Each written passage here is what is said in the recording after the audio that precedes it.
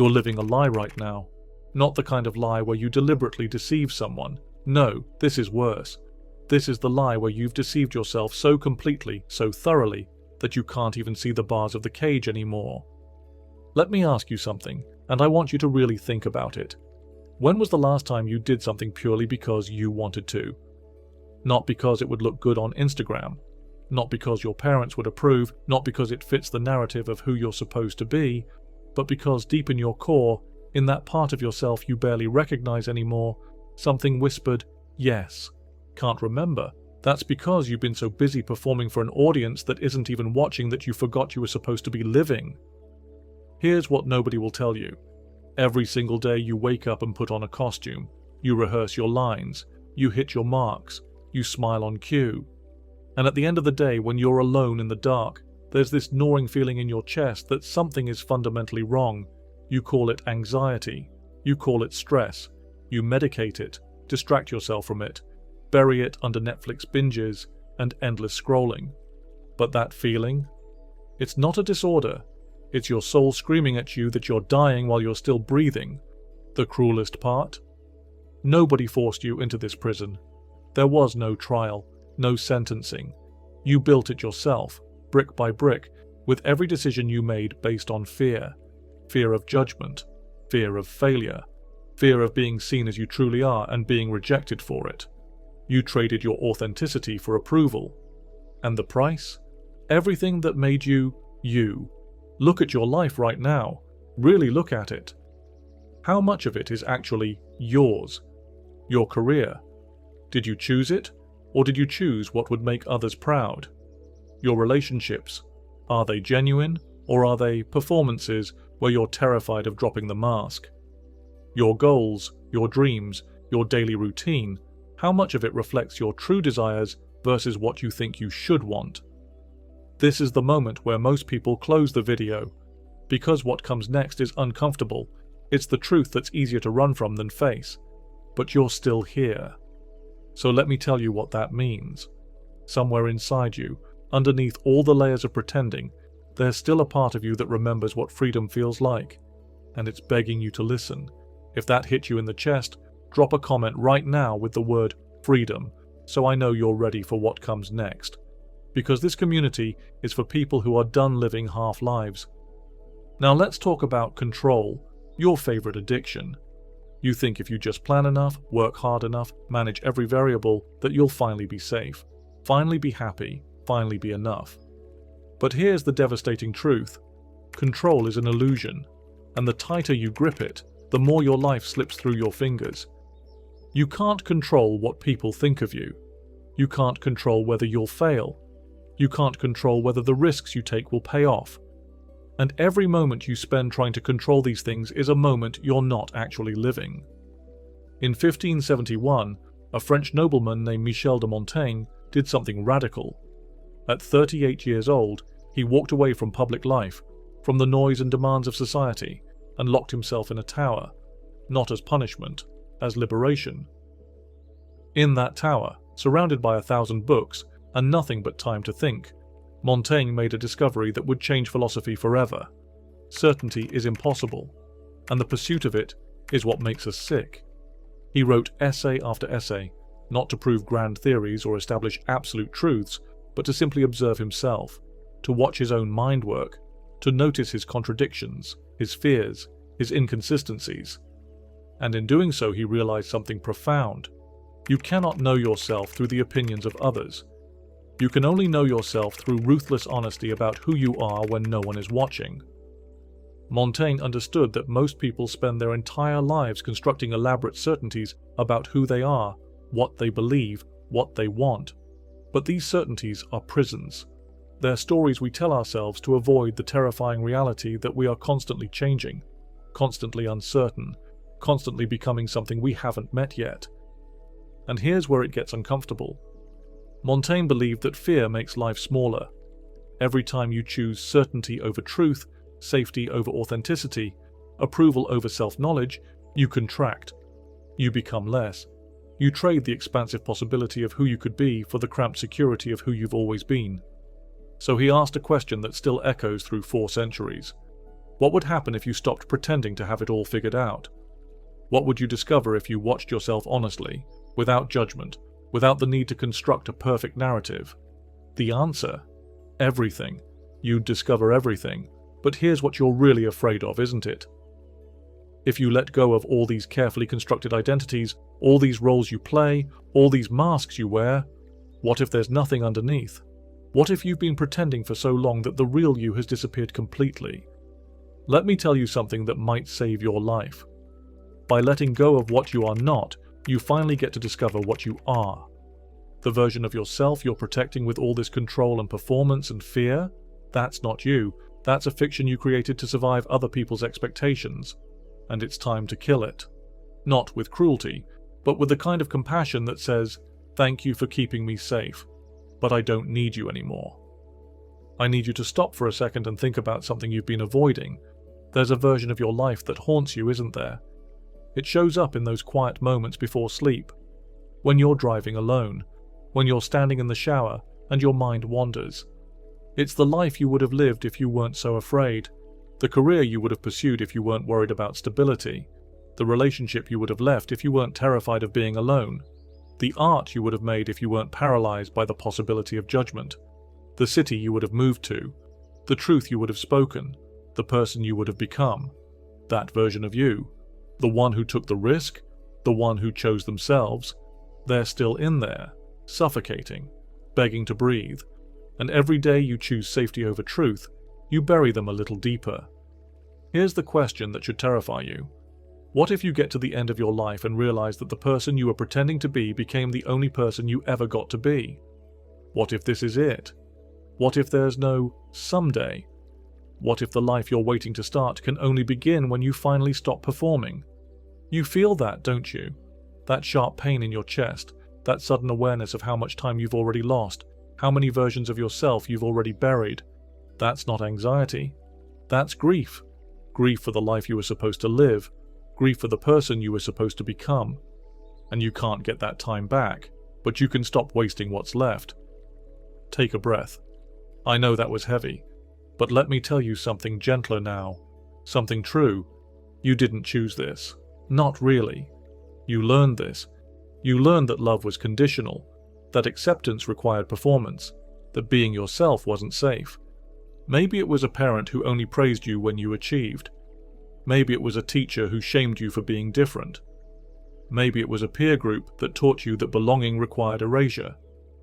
Maybe it was just the slow, steady accumulation of 1,000 small moments where you learned that the real you wasn't quite enough. So you adapted. Because that's what children do. They survive.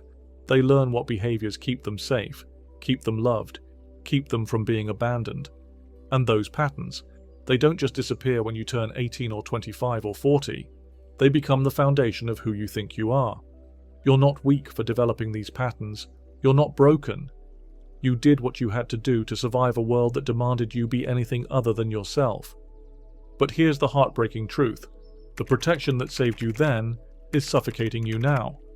The performance that earned you love is preventing you from being loved for who you actually are. The control that made you feel safe is keeping you trapped in a life half-lived. The certainty you built to avoid pain is guaranteeing your suffering. And somewhere along the way you forgot that these were coping mechanisms. You started believing they were you. They're not. They never were. Underneath all of that, there's still a version of you that remembers what it felt like to want something without permission, to be curious without needing the right answer, to exist without needing to justify your existence. That person is still there. Buried, yes. Forgotten, maybe. But not gone. Not yet. You want to know what real freedom looks like? It's not doing whatever you want without consequences.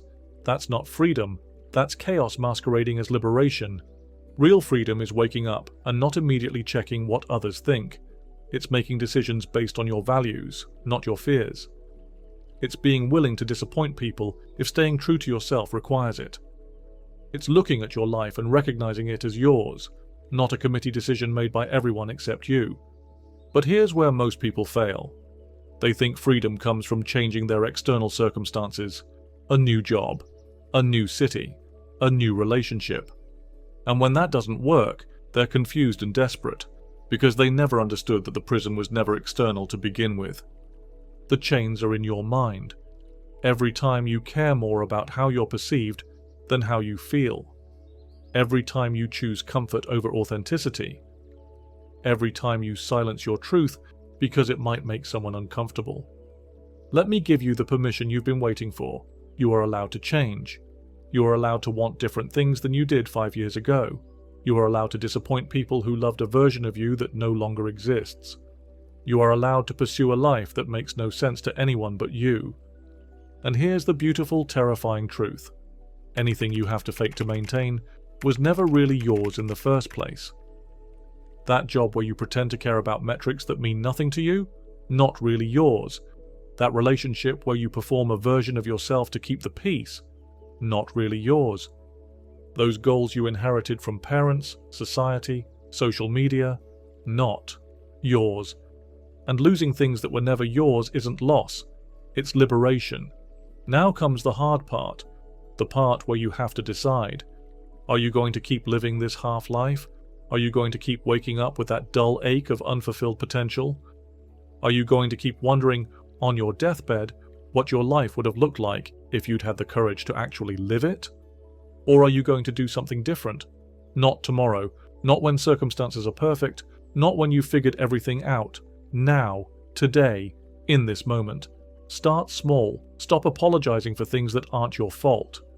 Say no to something you don't want to do. Share an opinion that might make you unpopular.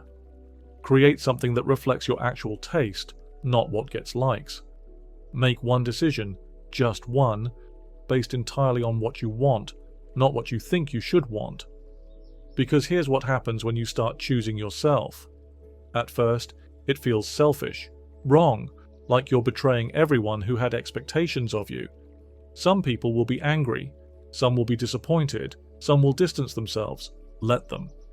Anyone who can only love a performed version of you doesn't actually love you, and that's not cruel, that's liberating.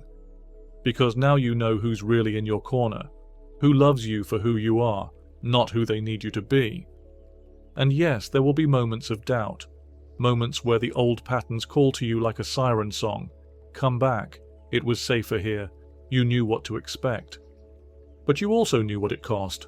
Your joy, your authenticity, your life. Is that really worth returning to? Listen to me carefully.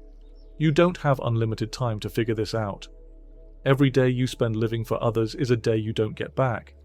Every moment you prioritize approval over authenticity is a moment lost forever. And I know what you're thinking. But what if I fail? What if I make the wrong choice? What if I regret it? Here's the truth. You will fail sometimes. You will make wrong choices. You might even regret some decisions. But at least those failures, those mistakes, those regrets will be yours. There'll be evidence that you actually lived, that you dared, that you chose courage over comfort. The only regret that will haunt you is the regret of never trying, of getting to the end, and realizing you spent your entire life as an extra in someone else's story instead of the protagonist of your own. So rewrite the narrative. Not the external story, the internal one. The one where you're not good enough, not ready enough, not brave enough. The one that says you need permission to be yourself. The one that convinced you that other people's opinions matter more than your own experience. That story is a lie, and you've been believing it long enough. But here's what Montaigne understood that you're still learning. Uncertainty isn't the enemy. Uncertainty is the entire point. You've been taught that not knowing is weakness, that uncertainty is something to overcome, eliminate, solve.